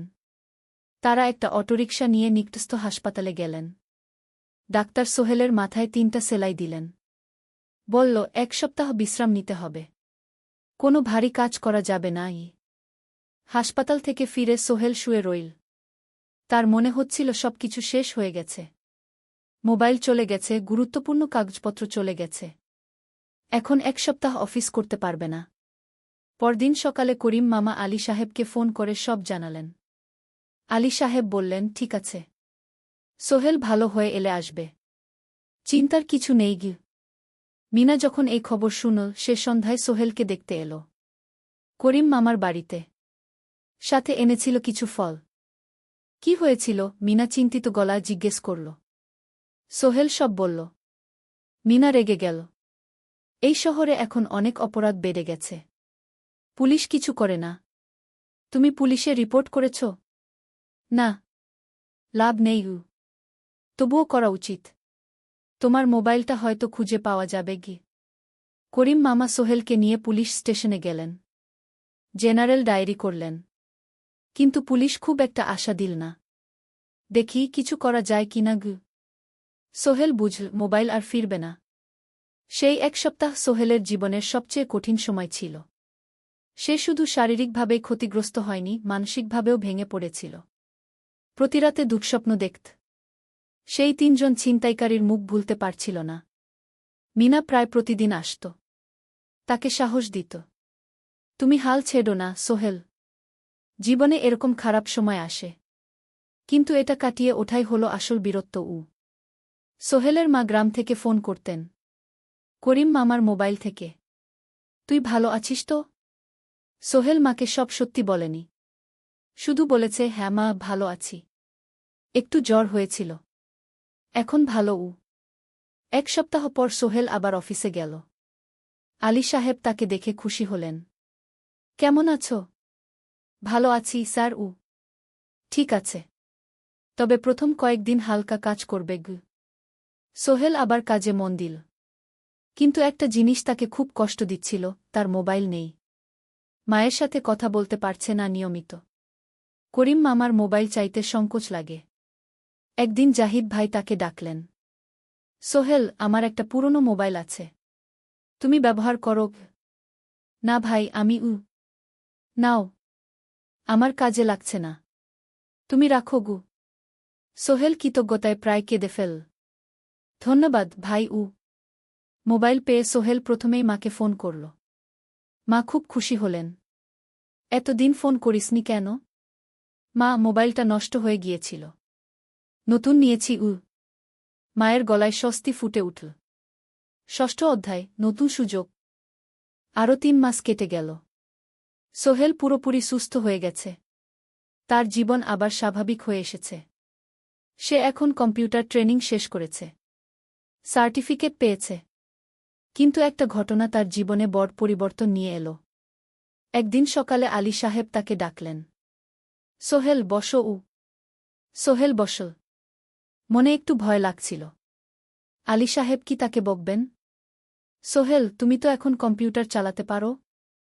জি স্যার, একটু একটু শিখেছি। ভালো। আমি তোমার কাজ দেখছি। তুমি খুব পরিশ্রমী আর সৎ। আমাদের কোম্পানিতে এরকম মানুষের দরকার গু। সোহেল কিছু বুঝতে পারছিল না। আমি তোমাকে একটা সুযোগ দিতে চাই। আমাদের কোম্পানি একটা ট্রেনিং প্রোগ্রাম চালু করছে নতুন কর্মচারীদের জন্য। ৬ মাসের কোর্স। কম্পিউটার, অ্যাকাউন্টিং, ভবন নির্মাণের হিসাব নিকাশ, প্রজেক্ট ম্যানেজমেন্ট সব শিখবে। কোম্পানি সব খরচ দেবে। ট্রেনিংয়ের সময় তোমার বেতনও চলবে। রাজি আছো? সোহেল বিশ্বাস করতে পারছিল না। স্যার, সত্যি? আমাকে এত বড় সুযোগ দিচ্ছেন? হ্যাঁ। তুমি ভালো ছেলে, পরিশ্রমী। আমি তোমাকে এগিয়ে দিতে চাই। ভবিষ্যতে তুমি এই কোম্পানির একজন গুরুত্বপূর্ণ কর্মচারী হবে। সোহেল কৃতজ্ঞতায় প্রায় কেঁদে ফেল। ধন্যবাদ স্যার। আমি কঠোর পরিশ্রম করব। আমি জানি। সেদিন সন্ধ্যায় সোহেল মিনার দোকানে গেল। মিনাকে খবরটা দিল। মিনা খুব খুশি হল। তার চোখে জল এসে গেল। তুমি পারবে সোহেল। আমি জানি। সোহেল তার মা আর বোনকেও ফোন করে খবরটা দিল। মা কাঁদতে লাগলেন। তোর বাবা বেঁচে থাকলে কত খুশি হতো। ট্রেনিং শুরু হলো পরের মাস থেকে। প্রতিদিন সকালে ৩ ঘন্টা ক্লাস, তারপর বাকি সময় অফিসের কাজ। ক্লাসে ৫ জন নতুন কর্মচারী। সবাই তরুণ, উৎসাহী। শিক্ষক ছিলেন একজন অভিজ্ঞ ইঞ্জিনিয়ার। নাম রহিম স্যার। তিনি খুব ভালোভাবে সব কিছু বুঝাতেন। কম্পিউটার, অ্যাকাউন্টিং, এক্সেলে জটিল ক্যালকুলেশন, প্রজেক্টের বাজেট তৈরি, সময় ব্যবস্থাপনা সব। সোহেল পুরো মনোযোগ দিয়ে শিখতে লাগল। সন্ধ্যায় বাড়ি ফিরে প্র্যাকটিস করত। করিম মামার ছেলের কাছ থেকে একটা ল্যাপটপ ধার নিত কখনো কখনো। 6 মাস পরে ট্রেনিং শেষ হল। সবাই সার্টিফিকেট পেল। আলী সাহেব একটা অনুষ্ঠান করলেন। সোহেল সেরা পারফর্মার হিসেবে একটা বিশেষ পুরস্কার পেল, 5,000 টাকা বোনাস। আলী সাহেব ঘোষণা করলেন, সোহেল, আজ থেকে তুমি আমাদের জুনিয়র অ্যাকাউন্ট অ্যাসিস্ট্যান্ট। তোমার বেতন 15,000 টাকা গু। সোহেল অবাক হয়ে গেল। 8,000 থেকে 15,000, প্রায় দ্বিগুণ। সেদিন রাতে সোহেল ঘুমাতেই পারল না। খুশিতে, উত্তেজনায় তার চোখে ঘুম নেই। সে ভাবল তার জীবন কিভাবে বদলে যাচ্ছে। 2 বছর আগে যে রিকশা চালাত, আজ সে একটা নামকরা কোম্পানির অ্যাকাউন্ট অ্যাসিস্ট্যান্ট। 7ম অধ্যায়, প্রেম ও প্রস্তাব। 1.5 বছর হয়ে গেল সোহেলের চট্টগ্রাম আসার। সে এখন একজন সফল যুবক। তার মা গ্রামে খুব খুশি। প্রতি মাসে সোহেল 10,000 টাকা পাঠায়। ছোট বোন ঋতু এখন কলেজে ভর্তি হয়েছে সোহেলের পাঠানো টাকায়। মায়ের চিকিৎসাও ভালোভাবে হচ্ছে। মিনার সাথে সোহেলের সম্পর্ক এখন আর শুধু বন্ধুত্ব নয়। দুজন দুজনকে ভালোবাসে। কিন্তু কেউ কাউকে সরাসরি বলার সাহস পায়নি। প্রতিদিন দেখা হয়, গল্প হয়, কিন্তু সেই একটা কথা বলা হয়ে ওঠে না। একদিন শুক্রবার ছুটির দিন। সোহেল মিনাকে বলল, আজ কি একটু ঘুরতে যাবে? কোথায়? পতেঙ্গা বিচ। তুমি কি কখনো গেছ? না। কিন্তু আমার দোকান গু। শুক্রবার। তোমার বাবা সামলাবে গু। মিনা রাজি হয়ে গেল। দুপুরে দুজনে বাস নিয়ে পতেঙ্গা গেল। সমুদ্র দেখে মিনা অবাক হয়ে গেল। কি সুন্দর! দুজনে বালিতে বসল। ঢেউয়ের শব্দ শুনতে শুনতে গল্প করছিল। হঠাৎ সোহেল বলল, মিনা, তোমার সাথে কিছু বলার ছিল। বলো। সোহেল একটা লম্বা শ্বাস নিল। তুমি জানো, আমি তোমাকে ভালোবাসি। মিনা হাসল। তার চোখ ভিজে গেল। জানি। আমিও তোমাকে ভালোবাসি, সোহেল গু। সোহেল অবাক হয়ে গেল। সত্যি? হ্যাঁ। অনেকদিন ধরেই জানি। তুমি আমার জীবনে এসে সব কিছু বদলে দিয়েছ। তোমার সাথে থাকলে আমার মনে হয় আমি যে কোনো কিছু করতে পারব গু। দুজনে কিছুক্ষণ চুপ করে বসে রইল। সমুদ্রের ঢেউ এসে পায়ে লাগছিল। সূর্য পশ্চিমে ঢলে পড়ছে। আকাশ লালকুমলা হয়ে গেছে। কিন্তু আমার বাবার সাথে কথা বলতে হবে কি? মিনা বলল। আমি তৈরি। যখন বলবে তখন বলবো। পরের সপ্তাহে সোহেল মিনার বাবার সাথে কথা বলল। আব্দুল হামিদ সাহেব প্রথমে একটু দ্বিধা করলেন। তুমি কোনো পরিবারের ছেলে? তোমার বাবা কি করতেন? সোহেল সব সত্যি বলল। তার বাবা ছিলেন স্কুল শিক্ষক। মারা গেছেন 10 বছর আগে। মা গ্রামে থাকেন। ছোট বোন কলেজে পড়ে। তুমি নিজে কি করো? আমি আলামিন কনস্ট্রাকশন কোম্পানিতে জুনিয়র অ্যাকাউন্ট অ্যাসিস্ট্যান্ট। মাসে 15,000 টাকা বেতন।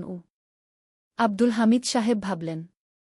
তারপর বললেন, দেখো মিনা আমার একমাত্র সন্তান। তার মা নেই। আমি একা তাকে বড় করেছি। আমি চাই মিনা একজন ভালো ছেলের সাথে বিয়ে হোক। তুমি দেখতে ভালো ছেলে মনে হচ্ছে। কিন্তু আমাকে তোমার মায়ের সাথে দেখা করতে হবে। তোমার পরিবারকে জানতে হবে। জি আঙ্কেল। আমি ব্যবস্থা করছি। সোহেল খুশিতে আটখানা। সে সেদিন রাতেই তার মাকে ফোন করল। মাকে সব বলল। মা প্রথমে অবাক হলেন। তারপর খুশি হলেন। মিনা মেয়েটা কেমন? খুব ভালো মা। তুমি দেখলে পছন্দ করবে। ঠিক আছে। আমি আর ঋতু আসছি চট্টগ্রাম। 2 সপ্তাহ পর সোহেলের মা আর বোন চট্টগ্রাম এলো। সোহেল তাদের নিয়ে মিনার বাড়িতে গেল। 2 পরিবার একসাথে বসল। মিনার বাবা সোহেলের মাকে দেখে খুশি হলেন। সোহেলের মা সহজ সরল ভদ্রমহিলা। আপনার ছেলে খুব ভালো। মিনা তাকে পছন্দ করে। আমিও রাজি। আব্দুল হামিদ সাহেব বললেন। আমার সোহেল সৎ ছেলে। মিনাকে খুব ভালোবাসে। আমি জানি ও মিনাকে সুখে রাখবে। কি? সোহেলের মা বললেন। বিয়ের তারিখ ঠিক হল 3 মাস পর। এই 3 মাসে সোহেল যথেষ্ট টাকা জমাবে। বিয়ে হবে সাদামাটা কিন্তু সুন্দর। 8ম অধ্যায়, নতুন পথ। 3 মাস কেটে গেল দ্রুত। সোহেল প্রতিদিন কঠোর পরিশ্রম করছিল। অফিসে তার কাজের প্রশংসা হচ্ছে। আলী সাহেব তাকে এখন ছোটখাটো প্রজেক্টের হিসাব দেখতে দিচ্ছেন। সোহেল তার সঞ্চিত টাকা দিয়ে বিয়ের আয়োজন করল। বিয়ে হল মিনার বাড়ির কাছের একটা কমিউনিটি সেন্টারে। খুব বেশি লোক আসেনি। দুই পরিবারের আত্মীয় স্বজন আর অফিসের কয়েকজন সহকর্মী। কিন্তু অনুষ্ঠান ছিল খুব সুন্দর। সোহেল যখন মিনাকে বিয়ের পোশাকে দেখল, তার মনে হল পৃথিবীর সবচেয়ে সুন্দর মেয়ে সে। লাল শাড়ি পরা, মুখে হালকা মেকআপ, কিন্তু তার স্বাভাবিক সৌন্দর্য ছিল আসল। বিয়ের পর সোহেল একটা ছোট্ট ফ্ল্যাট ভাড়া নিল। 2 রুমের ফ্ল্যাট, মাসে ভাড়া 5,000 টাকা। মিনা এখনও তার পড়াশোনা চালিয়ে যাচ্ছে। আরও 1 বছর বাকি গ্র্যাজুয়েশন শেষ হতে। সোহেলের মা আর বোন গ্রামে ফিরে গেল। মা বলে গেলেন, সোহেল, মিনাকে ভালো রাখিস। মেয়েরা অনেক ত্যাগ করে সংসার করতে গু। জানি মা গু। নতুন জীবন শুরু হল। সোহেল সকালে অফিসে যায়, সন্ধ্যায় ফেরে। মিনা সকালে কলেজে যায়, দুপুরে ফিরে রান্না করে, ঘর গোছায়। সন্ধ্যায় দুজনে একসাথে বসে পড়াশোনা করে, গল্প করে, টিভি দেখে। জীবন সুন্দর ছিল। কিন্তু চ্যালেঞ্জও ছিল। মাসিক খরচ, ভাড়া 5,000, বাজার 3,000, বিদ্যুৎ গ্যাস 1,000, মায়ের জন্য 5,000, মিনার কলেজের খরচ 1,200। মোট প্রায় 14,000 টাকা। বাঁচত মাত্র 1,000 খানেক। কিন্তু সোহেল হাল ছাড়ল না। সে সন্ধ্যায় একটা কম্পিউটার ট্রেনিং সেন্টারে পার্ট টাইম পড়ানো শুরু করল। সপ্তাহে 3 দিন 2 ঘন্টা করে। এতে মাসে আরও 3,000 টাকা আসতে লাগল। মিনাও বসে থাকল না। সে বাড়িতে বসে কয়েকজন স্কুলের ছাত্রছাত্রীকে টিউশন পড়াতে শুরু করল। মাসে 2,000 টাকা আয়। এভাবে কেটে গেল 6 মাস। দুজন মিলে পরিবার চালাচ্ছে, স্বপ্ন দেখছে। একদিন সোহেল বলল, মিনা, আমি একটা নতুন স্বপ্ন দেখছি গু। কি? আমি নিজে একটা ছোট্ট কনস্ট্রাকশন কোম্পানি খুলতে চাই। ছোট ছোট প্রজেক্ট নেব। বাড়ি মেরামত, ছোট বিল্ডিং বানানো, এসব। তোমার কি যথেষ্ট অভিজ্ঞতা আছে? আছে। আমি 2 বছর ধরে এই কাজের সাথে জড়িত। অনেক কিছু শিখেছি। আর আলী সাহেবও আমাকে সাহায্য করবেন গু। কিন্তু টাকা কোথায়? কোম্পানি খুলতে তো অনেক টাকা লাগবে গি। আমি জমাচ্ছি। আরও 1 বছর কাজ করব। তারপর চেষ্টা করব। মিনা তাকে সমর্থন দিল। তুমি পারবে। তোমার মধ্যে সেই শক্তি আছে গি। 9ম অধ্যায়, চ্যালেঞ্জের সময়। কিন্তু ভাগ্য সবসময় অনুকূলে থাকে না। সোহেল যখন স্বপ্ন দেখছিল নিজের কোম্পানি খোলার, তখনই একটা বড় সমস্যা এল। আলী সাহেবের কোম্পানি একটা বড় প্রজেক্ট পেয়েছিল। একটা 10তলা বিল্ডিং বানানোর কাজ। কিন্তু প্রজেক্টের প্রধান ইনভেস্টর হঠাৎ পালিয়ে গেল। তিনি কোম্পানির কাছ থেকে প্রায় 50 লাখ টাকা নিয়ে গেছেন, কিন্তু কাজ শেষ হয়নি। কোম্পানি বড় ক্ষতির মুখে পড়ল। আলী সাহেব অনেক কর্মচারীকে ছাঁটাই করতে বাধ্য হলেন। প্রায় 10 জনকে চাকরি থেকে বাদ দিলেন। বাকিদের বেতন কমাতে হল। সোহেলকে আলী সাহেব ডেকে বললেন, সোহেল, আমি তোমাকে রাখতে চাই। তুমি বিশ্বস্ত কর্মচারী। কিন্তু তোমার বেতন কমাতে হবে। 15,000 থেকে 10,000। সোহেল মনে মনে চিন্তায় পড়ে গেল। 10,000 টাকায় সংসার চলবে কিভাবে? মায়ের খরচ, ভাড়া, বাজার, সব মিলিয়ে তো 14,000 টাকা লাগে। কিন্তু সে কিছু বলল না। ঠিক আছে স্যার। বাড়ি ফিরে সোহেল মিনাকে সব বলল। মিনা চিন্তিত হয়ে গেল। এখন কি হবে? চিন্তা করো না। আমি পার্ট টাইম টিউশনির সময় বাড়াব। আর তুমিও বেশি করে টিউশন নাও। কিন্তু আমার তো পড়াশোনাও আছে গি। জানি। কিন্তু এখন এটাই করতে হবে গু। সোহেল সন্ধ্যায় আরও 2টো জায়গায় পার্ট টাইম কাজ খুঁজল। একটা দোকানে সন্ধ্যায় হিসাব দেখার কাজ পেল। মাসে 2,000 টাকা। আরেকটা জায়গায় সপ্তাহান্তে কম্পিউটার রিপেয়ারের কাজ পেল। মাসে 1,500 টাকা। মিনাও 3 জন নতুন স্টুডেন্ট নিল টিউশনে। তার আয় বাড়ল 2,000 থেকে 3,500-এ। কঠিন সময় ছিল। সোহেল সকাল 8টায় অফিসে যেত, সন্ধ্যা 6টায় ফিরত। তারপর একটু বিশ্রাম নিয়ে 7:30টায় বের হতো পার্ট টাইম কাজে। রাত 10টায় বাড়ি ফিরত। রবি সোমবার কম্পিউটার রিপেয়ারের কাজ। মিনাও সকালে কলেজে যেত, দুপুরে ফিরে রান্না করত, তারপর বিকেলে টিউশন পড়াত। রাতে খাওয়া দাওয়ার পর পড়াশোনা করত। দুজনেরই শরীর খারাপ হতে শুরু করল। সোহেল একদিন অফিসে অজ্ঞান হয়ে পড়ে গেল। ডাক্তার দেখাতে নিয়ে গেল। ডাক্তার বলল অতিরিক্ত পরিশ্রম, শরীরে পুষ্টির অভাব, ঠিকমতো খাচ্ছেন না মনে হচ্ছে ঘি। সত্যি কথা, খরচ বাঁচাতে সোহেল আর মিনা অনেক সময় কম খেত। মাংস মাছ কিনত সপ্তাহে একদিন, বাকি সময় শাকসবজি ডাল। মিনা সোহেলকে বলল, আর নয় সোহেল, তুমি এভাবে নিজেকে শেষ করে ফেলছ। আমার পড়াশোনা বন্ধ করে দিই, আমি ফুল টাইম চাকরি করি গিয়ে। না, সোহেল জোর দিয়ে বলল, তোমার পড়াশোনা বন্ধ হবে না, আরও মাত্র 6 মাস বাকি, তুমি গ্রাজুয়েট হবেই গু। কিন্তু তুমি আমি ঠিক হয়ে যাব, চিন্তা করো না গে। কিন্তু পরিস্থিতি আরও খারাপ হলো যখন সোহেলের মায়ের অসুখ হল। হার্টের সমস্যা, হাসপাতালে ভর্তি করতে হল। খরচ 50,000 টাকা। সোহেলের হাতে এত টাকা কোথায়? সে করিম মামার কাছে ধার চাইল। করিম মামা 20,000 টাকা দিলেন। বাকি 30,000 টাকা সোহেল একটা এনজিও থেকে ঋণ নিল। সুদের হার মাসে 2%। মায়ের চিকিৎসা হল, তিনি সুস্থ হয়ে গেলেন। কিন্তু সোহেল এখন ঋণের বোঝায় পড়ে গেল।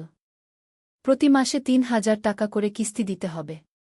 সেই রাতে সোহেল আর মিনা বিছানায় শুয়ে কথা বলছিল। সোহেল বলল, মিনা, আমি মনে হয় ভুল করেছি। শহরে এসে বিয়ে করে তোমাকে কষ্টে ফেলেছি গু। মিনা তার হাত ধরল। না সোহেল, তুমি ভুল করনি। জীবনে এরকম খারাপ সময় আসে, কিন্তু এটা কাটিয়ে ওঠাই হলো আসল শক্তি। আমরা একসাথে আছি, একসাথে থাকব, সব কিছু ঠিক হয়ে যাবে। মিনার কথায় সোহেল একটু সাহস পেল। হ্যাঁ, হাল ছাড়া যাবে না। 10ম অধ্যায়, আলোর দিকে। 3 মাস পরে পরিস্থিতি একটু ভালো হতে শুরু করল। আলী সাহেবের কোম্পানি একটা নতুন প্রজেক্ট পেল, একটা স্কুল বিল্ডিং বানানোর কাজ। কোম্পানি আবার স্থিতিশীল হতে শুরু করল। আলী সাহেব সোহেলকে ডেকে বললেন, সোহেল, আমি তোমার কঠোর পরিশ্রম দেখেছি। খারাপ সময়েও তুমি কোম্পানি ছেড়ে যাওনি। আমি কৃতজ্ঞ। আজ থেকে তোমার বেতন আবার 15,000 টাকা গু। সোহেল খুশি হয়ে গেল। ধন্যবাদ স্যার। মিনাও গ্র্যাজুয়েশন শেষ করল, ভালো ফলাফল করল। সে এখন চাকরি খুঁজছে। একদিন মিনা একটা প্রাইভেট স্কুলে শিক্ষিকার ইন্টারভিউ দিতে গেল। ইন্টারভিউ ভালো হল, তাকে নিযোগ দেওয়া হল। বেতন 12,000 টাকা। সেদিন সন্ধ্যায় দুজনে মিলে একটা ছোট্ট পার্টি করল। একটা বিরিয়ানি কিন, কোমল পানীয় কিন। দুজনে মিলে খেল। আমরা পেরেছি সোহেল, মিনা বলল। হ্যাঁ, আমরা পেরেছি গু।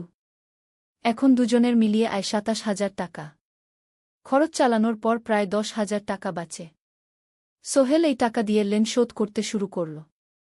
পার্ট টাইম কাজগুলো ছেড়ে দিল। শরীরের যত্ন নেওয়া শুরু করল। আরও 6 মাস পরে সোহেলের কাছে একটা বড় সুযোগ এল। আলী সাহেব একদিন তাকে ডাকলেন। সোহেল, তুমি কি নিজের ব্যবসা করতে চাও? স্যার, আমি তোমাকে একটা ছোট্ট প্রজেক্ট দিতে চাই। একটা 3 তলা বিল্ডিংয়ের কনস্ট্রাকশন। তুমি ম্যানেজ করবে, আমি শুধু সুপারভাইজ করব। লাভের 50% তোমার গু। সোহেল ভাবল, এটা একটা বড় সুযোগ, কিন্তু ঝুঁকিও আছে। যদি কাজটা ভালোভাবে না হয়? স্যার, আমি চেষ্টা করব, কিন্তু যদি ভুল হয়? ভুল হবে না, আমি তোমার উপর বিশ্বাস রাখছি, তুমি পারবে গু। সোহেল রাজি হয়ে গেল। এই প্রজেক্ট তার জীবনে টার্নিং পয়েন্ট হতে পারে। 11 অধ্যায়, স্বপ্ন পূরণের পথে। পরের 6 মাস সোহেল খুব কঠোর পরিশ্রম করল। প্রজেক্টটা ম্যানেজ করা সহজ ছিল না। শ্রমিক নিযোগ, ম্যাটেরিয়াল কেনা, কাজের তদারকি, সময়মতো কাজ শেষ করা, সব দায়িত্ব তার। প্রথম 2 মাস খুব চাপের মধ্যে গেল। একদিন একজন শ্রমিক কাজ করতে গিয়ে আহত হল। সোহেল তাকে হাসপাতালে নিয়ে গেল, তার চিকিৎসার খরচ দিল। এতে প্রজেক্টের বাজেট একটু বাড়ল, কিন্তু সোহেল জানত এটা করা দরকার। আরেকদিন ভুল ম্যাটেরিয়াল ডেলিভারি হল।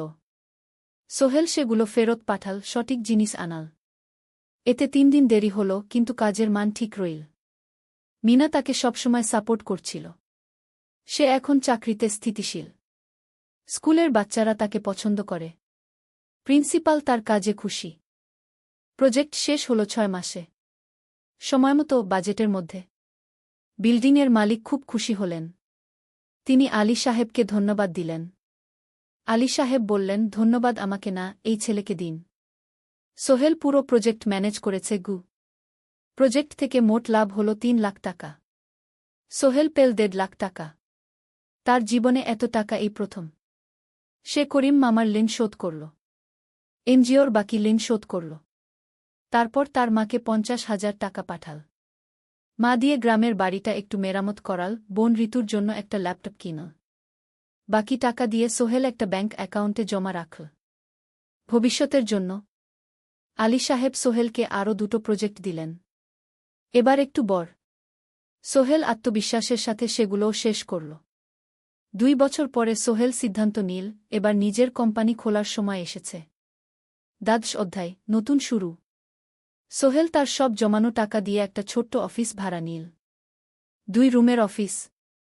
একটা রুমে কাজের জায়গা, আরেকটায় ছোট্ট মিটিং রুম। অফিসের সামনে একটা বোর্ড লাগাল, Sohel construction and development. Meena তাকে সাহায্য করছিল। সে অফিসের অ্যাকাউন্টস দেখত সন্ধ্যায় স্কুল থেকে ফিরে। দুজন মিলে একটা টিম। প্রথমে ছোট ছোট কাজ নিল। বাড়ি মেরামত, দোকান সংস্কার, ছোট বিল্ডিং কনস্ট্রাকশন। কাজের মান ভালো রাখার চেষ্টা করল। সময়মতো শেষ করল। দাম ন্যায্য রাখল। ধীরে ধীরে সোহেলের সুনাম ছড়িয়ে পড়ল। মানুষ তাকে বিশ্বাস করত। তার কাছে নতুন নতুন কাজ আসতে লাগল। প্রথম বছর খুব কষ্ট হল। কখনো লাভ হতো, কখনো লস। কিন্তু সোহেল থেমে থাকল না। সে শিখতে লাগল ব্যবসা কিভাবে চালাতে হয়। দ্বিতীয় বছরে পরিস্থিতি ভালো হল। সোহেল এখন 3 জন স্থায়ী কর্মচারী নিয়োগ দিল। একজন ইঞ্জিনিয়ার, একজন সুপারভাইজার, একজন অফিস সহায়ক। তৃতীয় বছরে একটা বড় প্রজেক্ট পেল। একটা স্কুল বিল্ডিং বানানোর কাজ। 5 তলা বিল্ডিং। সোহেল পুরো মনোযোগ দিয়ে কাজটা করল। শ্রমিকদের ভালো বেতন দিল, ভালো ম্যাটেরিয়াল ব্যবহার করল, সময়মতো কাজ শেষ করল। স্কুল কর্তৃপক্ষ খুব খুশি হল। তারা সোহেলের কাজের প্রশংসা করল। এই প্রজেক্ট থেকে সোহেল প্রায় 5 লাখ টাকা লাভ করল। এই টাকা দিয়ে সে আরও ভালো একটা অফিস নিল। আরও কর্মচারী নিয়োগ দিল। এখন তার কোম্পানিতে 10 জন স্থায়ী কর্মচারী। প্রজেক্ট অনুযায়ী আরও শ্রমিক নিয়োগ দেওয়া হয়। ত্রয়োদশ অধ্যায়, পরিবার। এদিকে সোহেল আর মিনার সংসারেও খুশির খবর এল। মিনা গর্ভবতী। 9 মাস পর তাদের একটা মেয়ে হল। নাম রাখল সারা। সারা যখন জন্মাল, সোহেলের মা আর বোন চট্টগ্রামে এল। মা 1 মাস থেকে গেলেন। মিনাকে সাহায্য করলেন। সোহেল এখন একটা বড় ফ্ল্যাট ভাড়া নিয়েছে। 3 রুমের ফ্ল্যাট। একটা রুমে সোহেল, মিনা, একটায় সারা, আরেকটায় অতিথি রুম। মায়ের জন্য সোহেল সিদ্ধান্ত নিল তাকে চট্টগ্রামে নিয়ে আসবে। গ্রামে একা থাকা ঠিক না। কিন্তু মা রাজি হলেন না। না বাবা, আমি গ্রামেই থাকব। এখানে আমার পরিচিত মানুষ আছে। তোর বোনকে নিয়ে যা। ও ঢাকায় পড়ছে, চট্টগ্রামে এনে ভালো কোথাও ভর্তি করিয়ে দেগি। সোহেল তাই করল। ঋতুকে চট্টগ্রাম বিশ্ববিদ্যালয়ে ভর্তি করিয়ে দিল। ঋতু এখন সোহেলের ফ্ল্যাটে থাকে, বিশ্ববিদ্যালয়ে পড়ে। সোহেলের মনে হল তার জীবন এখন পরিপূর্ণ। স্ত্রী, মেয়ে, বোন সবাই তার কাছে। ব্যবসা ভালো চলছে। মা গ্রামে সুখে আছেন। চতুর্দশ অধ্যায়, সফলতার শিখরে। 5 বছর কেটে গেল। সোহেল এখন একজন সফল উদ্যোক্তা। তার কোম্পানি কি সোহেল কনস্ট্রাকশন অ্যান্ড ডেভেলপমেন্ট এখন চট্টগ্রামে বেশ পরিচিত। প্রায় 30 জন কর্মচারী তার অধীনে কাজ করে। সোহেল এখন শুধু ছোট প্রজেক্ট করে না, বড় বড় প্রজেক্টও করে। একটা 8 তলা বিজনেস কমপ্লেক্স বানানোর কাজ পেয়েছে। একটা হাসপাতাল বিল্ডিং বানাচ্ছে। মিনা এখনও স্কুলে পড়ায়। সে এখন ভাইস প্রিন্সিপাল। সাথে সোহেলের কোম্পানির অ্যাকাউন্টস ম্যানেজার। 2 জন মিলে ব্যবসা চালা। সারা এখন 4 বছরের। স্কুলে ভর্তি হয়েছে। খুব চালাক মেয়ে। ঋতু বিশ্ববিদ্যালয় থেকে গ্রাজুয়েট হয়ে একটা ব্যাংকে চাকরি পেয়েছে। একদিন আলী সাহেব